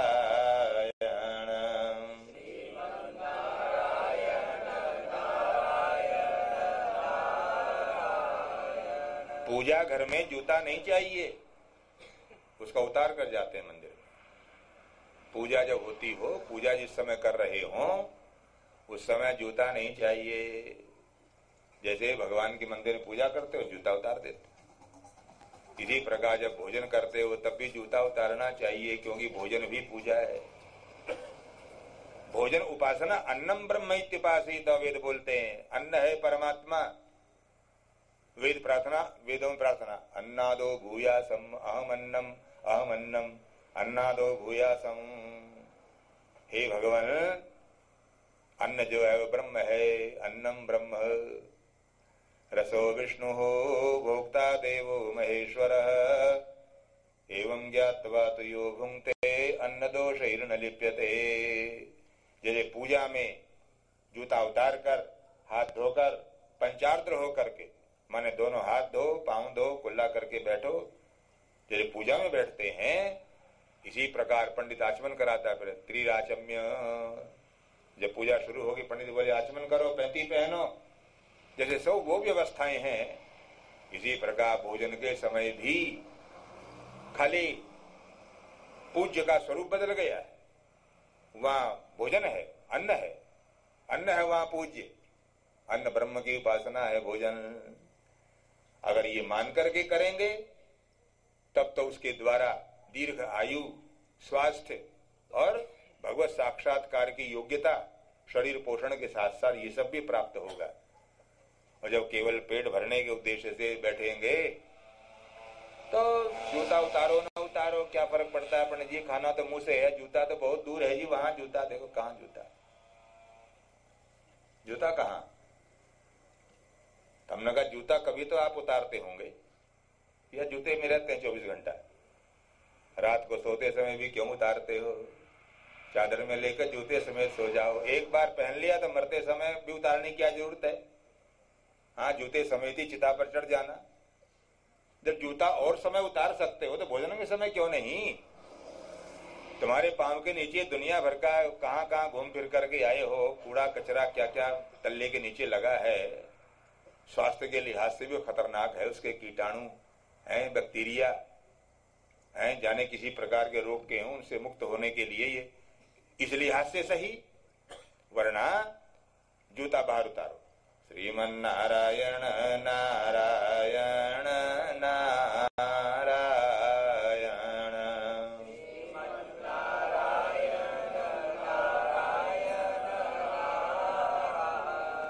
जैसे जूता बाहर रखते हैं, सूचना रख दी जाती है दरवाजे के बाहर, कृपया जूता उतारिए। हम भी अपने जहाँ ठहरे कोने स्त्रात में छोटा मंदिर में बनाया हुआ है। भारत से जो हैं 7 भगवान रहते हैं वो यहाँ भी हैं, जो प्रसाद बनाते हैं, भोग लगाते हैं, और अंदर किसी को जूता पहनकर नहीं आने देते। तो दरवाजे पर लिख दिया था कृपया जूता उतार कर आइए। और एक सज्जन जूता पहने फिर भी आ गए अंदर। तो हमने कहा लिख रखा है ये, आपने देखा नहीं क्या लिखा है ये? बोले सॉरी पंडित पार्दोन, मैं हिंदी नहीं जानता हूं, मैं पढ़ नहीं सकता हूं। तब फिर डच में लिखा खौनन आइत्रेकन आस्तुब्लीफ, कृपया जूते बाहर रखिए। है जी? तब पर जूता उतार कर भीतर आते हैं। इसी प्रकार जूते की तरह बुद्धि भी पूजा घर से बाहर होनी चाहिए। संसार का व्यवहार चलाने वाली बुद्धि को भी जूते की तरह बाहर रखकर मंदिर में जाओ, क्योंकि वहां सद्बुद्धि प्राप्त करना है आपको। सद्बुद्धि में बुद्धि जुड़ी है साथ में, वो लोक व्यवहार भी चलाएगी और परमात्मा के साथ योग के मार्ग भी आपको दिखाएगी। ये तावता। और जो मंदिर में बुद्धि लेकर के जाते हैं, मंदिर में जाते हैं वहां भी बुद्धि साथ लेकर। भारत में एक सिद्ध मंदिर है, कभी आप गए हो, दर्शन किए हो, तिरुपति बालाजी वेंकटेश जी, 7 पर्वतों पर विराजमान भगवान नारायण, उनकी मूर्ति तो यहाँ बहुत जगह है। उनका नाम वेंकटेश। वेन माने पाप, कट माने काटने वाले, जो दर्शन मात्र से जिनके पाप नष्ट हो जाते हों, और प्रत्यक्ष देवता। आज के जमाने में जब आपके अंतःकरण की बात जानकर और मनोरथों की पूर्ति करने वाले, इसलिए भारत के और मंदिरों में तो अनायास दर्शन हो जाता, जाओ दर्शन कर लो। परंतु तिरुपति बालाजी का दर्शन करना बहुत कठिन है। लाइन में लगो, बड़ी लंबी लाइन है जी। अगर आप टाइम बचाना चाहते हो तो पैसा खर्च करो। तो उनके मुंह से निकला कि बस हे भगवान, अगर मेरा काम बन गया, बेटा हो गया, तो ये अंगूठी मैं आपके खजाने में है, आपके हुंडी में डालूंगा। ये वचन देकर लौट आए बंबई। भगवान ने दया करी और 1.5-2 वर्ष के भीतर उनको पुत्र हो गया। चलो भाई, मैं मनोती मानी है, भगवान को अंगूठी भेंट करना है, तैयारी करने लगे। तो उनकी दुनियादारी की अकल ने, बुद्धि ने उनको अब रास्ता बताया। दुनियादारी की अकल बोली, ये अंगूठी तुमने भगवान को भेंट चढ़ाने के लिए कहा था, अब भगवान अंगूठी पहनेंगे थोड़ी ही, वो तो वहां खजाने में पड़ी रहेगी। ये अंगूठी तुमने बड़ी किसी अच्छे सुनार से बनवाई है, सोना इसमें है ही, साथ में हीरा भी है, बहुत कीमती। दोबारा ऐसे डिजाइन वाली अंगूठी बने कि न बने, ये ऐसा करो, अंगूठी अपने पास ही रखो, और जो इसकी कीमत है आज, वो कीमत भगवान को भेंट कर दो, रुपया दे दो, बस। अंगूठी क्या करना भगवान को। ये दुनियादारी की अकल ने उनको रास्ता बताया। उन्होंने बाजार में कीमत पूछी तो सुनार देख करके बोले जी कीमत अंगूठी कम से कम 40,000 रुपया, हिंदुस्तानी 40,000। बोले कोई बात नहीं, 40,000 रुपया भेंट करूंगा।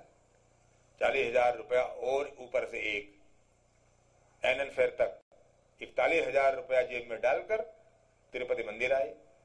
भगवान से प्रार्थना करी, महाराज मैंने वचन दिया था अंगूठी दूंगा, पर दुनियादारी का आदमी हूं महाराज, अंगूठी पर तो मेरा मोह है, ये तो मेरे को देने की हिम्मत नहीं होती, मेरा इस पर बड़ा लालच और मोह है। ईमानदारी से इसकी कीमत पूछी है बाजार में, तो कीमत है इसकी 40,000 रुपया, 1,000 और ऊपर से लाया हूं, कृपा करके स्वीकार कर लेना। ये कहकर बाहर आए, और जहां उनका खजाना है, जो गए हो जानते, जो जाएंगे वो देखेंगे, वहां खजाना जो है बहुत ऊंचाई पर, यूं करके डालना पड़ता है पैसा, जो डालो वो इसलिए लगाया ऊंचाई पर कि कोई 1 रुपया डाले, कोई 1,000 रुपया डाले, किसी को पता न लगे। 1,000 डालने वाले को देख करके 1 रुपया डालने वाला मन में संकोच करेगा, देखो जो मैं 1 दे रहा हूं, ये 1,000 दे रहा है, लेकिन यूं हाथ करके डालो, क्या मालूम किसने क्या डाला। ऐसे है। तो बस वो वहां पहुंचे खजाने के पास, हुंडी के पास, और जेब से 41,000 रुपए का नोट निकाले, और यूं हाथ करके जो नोट डाले, नोट तो गए सो गए, अंगूठी भी साथ निकल करके हुंडी में। ओ लाला सेठ बोले, भगवान मैं अपनी अकल लगा रहा था, पर तुम मुझसे ज्यादा अकलमंद निकले। अंगूठी लिए बिना नहीं माने, मैं बड़ी मुश्किल इसको निकाला करता था साबुन लगा के, ये तो निकलती नहीं थी, परंतु तुमने 41,000 रुपया भी लिया और अंगूठी भी ली। आप जैसा होशियार संसार में कौन होगा। इसलिए भगवान गीता शास्त्र में बोलते हैं, अकलमंदी परमात्मा से मत करो, दुनिया वालों से अकलमंदी करो। भगवान बुद्धि देने वालों, उनको बुद्धि क्या दिखाना। श्रीमन नारायण नारायण नारायण।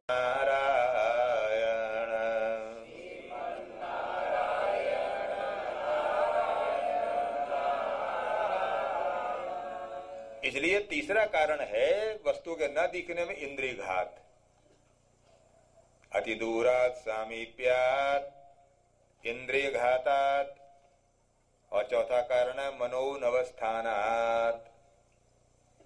चीज है मौजूद, आपके निकट है, पर आपको नहीं दिखेगी। क्यों? आपका मन अनवस्थित है, मन अगर ठीक नहीं है, मन अगर वहां नहीं है, जैसे आप मान लो या महानुभाव देवियां सज्जन बैठे ध्यान से सुन रहे हैं, आपका मन सुनने में लगा है, आपका मन सुनने में लगा हुआ है। ऐसे में कोई आपके पास से उठकर चला जाए या पास में आकर बैठ जाए और कोई आपसे पूछे भाई सज्जन आपके पास बैठे थे वो कहां गए, तो आप कहो भैया माफ करना मेरा मन तो सुनने में लगा, मुझे नहीं पता कब गए वो। एक 3.5 हाथ का आदमी तुम्हारे पास से उठकर गया है या कोई आकर बैठा है, पर चूंकि आपका मन कहीं और था इसलिए आप उस व्यक्ति को जाते आते नहीं देख पाए। ये मन की अनवस्था। राजा इंद्रद्युम्न को जो शाप मिला है दुर्वासा महाराज ने दिया, पे क्या नाम हाथी बना वो गजेंद्र मोक्ष कथा में सुनते हैं आप, भागवती विद्वान सुनाते हैं। राजा इंद्रद्युम्न अपने ध्यान में बैठा था, ऋषि का अपमान करना उसका उद्देश्य नहीं था, राजा की अपनी उधेड़ बुन में था। परंतु दुर्वासा महाराज आए, राजा उनको देख न पाया तो नमस्कार प्रणाम भी नहीं किया। ऋषि क्रोध में आ गए, बड़ा अभिमानी राजा, अरे महात्मा अतिथि तुम्हारे द्वार पर है, खड़े होकर शिष्टाचार का पालन भी नहीं करते, खड़े नहीं हो सकते, यूं ही हाथी की तरह बैठे पसरे हुए। बस राजा को शाप दे, जा हाथी की योनि को प्राप्त हो जा। तो राजा ने कहा महाराज क्षमा करना, मैं भला आप जैसे महापुरुष का अपमान कैसे कर सकता था, पर मैंने सचमुच मेरा ध्यान कहीं और था, मैं आपको देख ही नहीं पाया, आप आए हैं, ये मेरा अपराध क्षमा कीजिए। जब दुर्वासा को सच्चाई मालूम पड़ी तब उनको आशीर्वाद दिया, अच्छा चलो हाथी की योनि को तो प्राप्त होगे, परंतु भगवान स्वयं पधार कर तुम्हारा कल्याण उद्धार करेंगे तुम्हारा। इसलिए मन की अनवस्था, जैसे तुम्हारे पास यंत्र तो कई हों, माने रेडियो भी है, टेलीविजन भी है, प्रेस कपड़ों पर इस्त्री करना इस्त्री भी है जी, ओवन भी है, दाल साग गर्म करना हो, मशीनें तो कई हैं, परंतु प्लग एक हो, एक प्लग बस जिसका लगाओगे वो काम करेगी। अगर इस्त्री करना हो इस्त्री वाला प्लग लगा दो तो ओवन नहीं चलेगा, रेडियो नहीं चलेगा, टीवी नहीं चलेगा। अगर टीवी देखना हो तो टीवी वाला लगा दो, बाकी चारों खाली पड़े रहेंगे। इसी प्रकार मन तो एक है पर इंद्रिय 5 हैं, ज्ञानेन्द्रिय 5। अब जिस इंद्रिय के साथ मन का योग होता है वो इंद्रिय काम करती है, बाकी चारों इंद्रिय खाली पड़ी रहती हैं, होते हुए भी उनका उपयोग नहीं हो पाता। मन की यही पहचान है। हमारे शरीर में मन है, इसके क्या क्या प्रमाण, कैसे जाने मन है? क्योंकि शरीर की चीरफाड़ करने पर कोई भी डॉक्टर है मन बरामद नहीं करता। दिल जिसको बोलते हो दिल, वो तो पंप है जो खून को साफ करके प्योरीफाई करता सारे शरीर में पहुंचाता है, वो तो यंत्र है, वो तो मिलता है, हार्ट जिसको बोलते हैं इसको। पर जो सुख दुख अनुभव करता है, प्रेम राग द्वेष अनुभव करता है, वो जो मन है, वो मन शरीर से कोई अंग नहीं है जो बरामद किया जा सके। फिर मन के होने की पहचान, मन हमारे शरीर में, इसकी क्या पहचान? योग दर्शनकार बोलते हैं युगपत ज्ञानानुत्पत्ति मनसो लिंगम, युगपत ज्ञानानुत्पत्ति मनसो लिंगम। मन की पहचान ये है कि हमें एक ही समय में 5 इंद्रियों के ज्ञान प्राप्त नहीं हो सकते, एक समय में एक ही ज्ञान प्राप्त हो सकता है। युगपत ज्ञान की अनुत्पत्ति है, 5 इंद्रियां सब काम एक साथ करती हों, ऐसा नहीं हो सकता। आप ध्यान से सुन रहे हो, कान में लगा है मन, आंख नहीं देख पाएगी। आप बहुत ध्यान से देख रहे हो कि चीज को, कान सुन नहीं पाएगा। आप अकाउंट बनाने लगे हैं, रजिस्टर ठीक कर रहे हैं, हिसाब ठीक कर रहे हैं, जोड़ घटा कर रहे हैं, उस समय कोई आकर आपको बुलाए, ए रामचंद्र, ए राधा किशन, ए ब्रूर, वो आप नहीं सुनते। फिर वो कंधा हिला, अरे भाई मैं तुम्हें बुला रहा हूं सुनो, तो वो कहता ओह सॉरी माफ करना भाई, मैं जरा लिखने पढ़ने में लगा था। इसलिए इंद्री मन जहां जिस इंद्री के साथ होगा वो इंद्री काम करती है, बाकी इंद्रियां होते हुए भी काम नहीं करती। आंख के साथ मन लगा हो तो सुनेगा नहीं, और कान के साथ मन लगा हो देखेगी नहीं आंख खुली होते हुए भी। इसलिए मन की अनवस्था के द्वारा भी वस्तु का साक्षात्कार नहीं होता। मनोनवस्थानात्, ये चौथा कारण है। और पांचवा कारण है सूक्ष्मात्। अब मेरे पास घड़ी नहीं है, मुझे नहीं पता मुझे कै बजे तक बोलना भाई। हाँ, और सब व्यवस्थित, मैं घड़ी देख रहा हूं, घड़ी नहीं मेरे पास। श्रीमन्नारायण नारायण नारायण।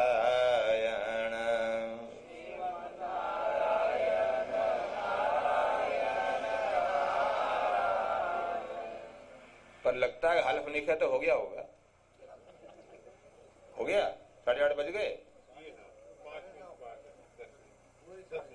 हैं जी, 9:30। ये लो, ये हलफ 3 बता रहे हैं। लक्ष्मी नारायण नारायण नारायण।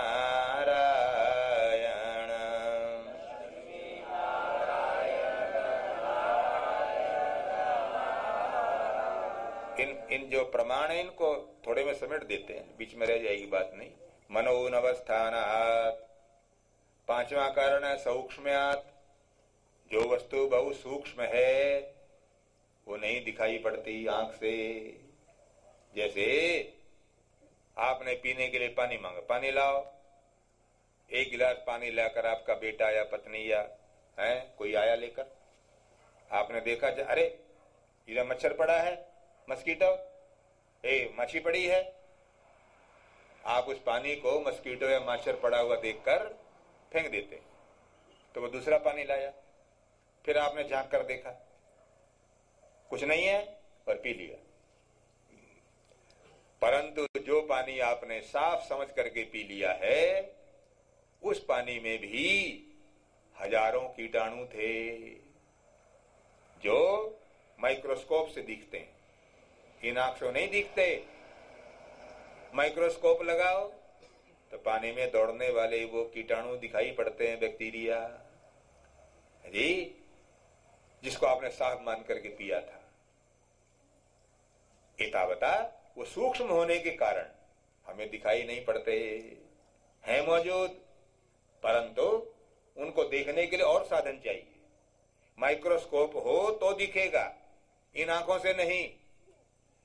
इसलिए भगवत साक्षात्कार करने का जब अवसर आया, अर्जुन को भगवान ने वो आंख दी जिससे परमात्मा का साक्षात्कार होता है, और ये कहा इन आंखों से तुम न देख पाओगे मुझे, इनकी सीमा है इन आंखों की। तो मैं दिव्यम ददामि ते चक्षु पश्य मे योगमैश्वरम, मेरे ऐश्वर्य का साक्षात्कार करने के लिए तुम्हारे को दिव्य दृष्टि देता हूं। तो दिव्य दृष्टि मिली तब अर्जुन भगवत स्वरूप को, विश्वरूप का दर्शन कर पाया। गीता में आप सुनते हैं। इसलिए सूक्ष्म वस्तु ने दिख पाती, सूक्ष्मात्। और छठा कारण व्यवधानात्, अगर व्यवधान हो तो दिखाई नहीं पड़ेगा। ये दीवार के पीछे क्या है हमें दिखाई नहीं पड़ रहा है, बीच में व्यवधान आ गया, बीच में रुकावट आ जाए तो नहीं दिखाई पड़ती चीज, व्यवधानात्। और सातवां कारण अभिभवात्, अभिभव हो जाए।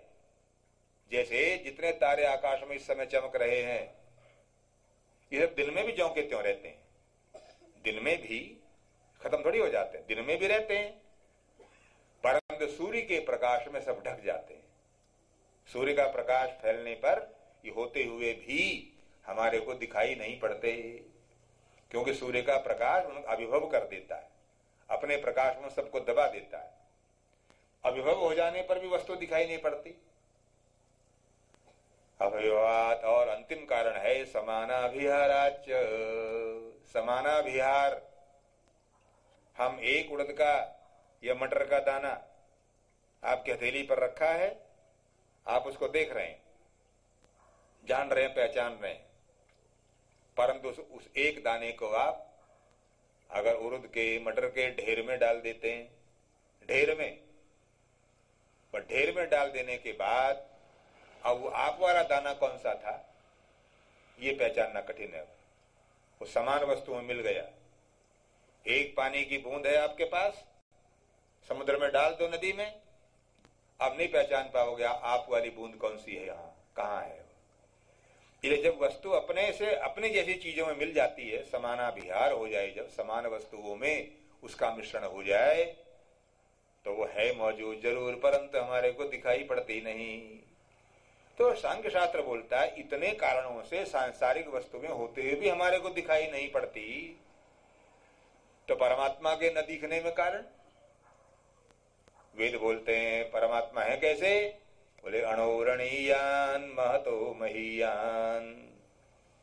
अणोरणीयान, परमात्मा अणु से भी अणु है, और महतो महीयान, महान से भी महान है। हमारी आंख तो अणु से अणु को नहीं देख पाती। अभी मैंने बताया पानी में रहने वाले कीटाणु नहीं दिख पाते हमारे को, पर जो परमात्मा पानी में रहने वाले, आंख से न दिखाई पड़ने वाले, माइक्रोस्कोप के द्वारा दिखाई पड़ने वाले उन सूक्ष्मतम कीटाणुओं में भी जो मौजूद है, वो इन आंखों से कैसे दिख सकता है। इसलिए अणु से भी अणु। अणु का क्या लक्षण, किसको बोलते अणु, एटम। अणु का लक्षण न्याय शास्त्र बोलता है कि कभी कभी सूर्य की धूप आपकी खिड़की और रोशनदान के रास्ते कमरे में आती है जब, तो लंबा है चमकदार दंड सा खिड़की से लेके जमीन तक बना हुआ रहता है धूप का, रोशनदान से जो आ रही है। और धूप में आपको अनेक प्रकार के कण उड़ते हुए दिखाई पड़ रहे हैं, दिखते हैं। उन कणों में से अगर एक कण को पकड़ सको आप, और एक कण को पकड़कर उसके अगर 60 हिस्से कर सको, चीर कर 60 अगर ये कर सको, तो 60वां हिस्सा जो है वो अणु कहलाएगा। जालांतर्गते भानौ सूक्ष्मं यदृश्यते रजः तस्य षष्ठितमो भागः परमाणु सौच्यते। वो परमाणु हुआ। तो भगवान तो अणु से भी अणु है, छोटे से भी छोटे, और महतो महीयान, बड़े से बड़े। इसलिए ध्यान दीजिए कभी मेरी बात पर, जब आप कुरान की अखबार पढ़ते हैं या पुस्तक पढ़ते हैं, तो सारा अखबार एक साथ नहीं पढ़ते आप। आंखों के आगे फैला हुआ है जरूर, पूरा पेपर आपने ये खोल रखा आंखों के आगे, परंतु पूरे का पूरा अखबार आप एक बार में नहीं पढ़ पा रहे हैं। उसकी कोई एक पंक्ति, कोई एक लाइन, एक जगह एक हिस्सा पढ़ पा रहे हैं। जरूर सारा आपके सामने खुला हुआ है।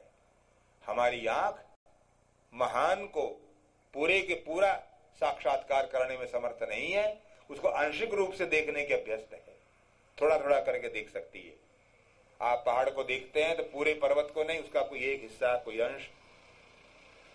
इसलिए परमात्मा का महान से महान होने के कारण और अणु से अणु होने के कारण इन चर्म चक्षुओं के द्वारा साक्षात्कार हो नहीं पाता, परंतु उसके होने में और उसके क्या नाम हमारे अनुभव में आने में वेद में इसका वर्णन किया गया और कहा गया उसको जाने बिना हम मृत्यु को पार नहीं कर पाते। अमृत वो है।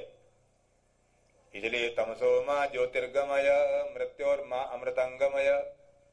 हम जो अपने को अमृत का पुत्र मानते हैं, उस अमृत तक पहुंचने के लिए जो बाधाएं हैं बीच में, उनको निराकरण के उपाय और भगवत स्वरूप की स्थापना, भगवत स्वरूप को समझने के उपाय वेद वर्णन करके बताता है। इस मंत्र के अनुसार वो कहाँ है, बोले वेदाहमेतम पुरुषम महांतम आदित्य वर्णम तमसः परस्तात्।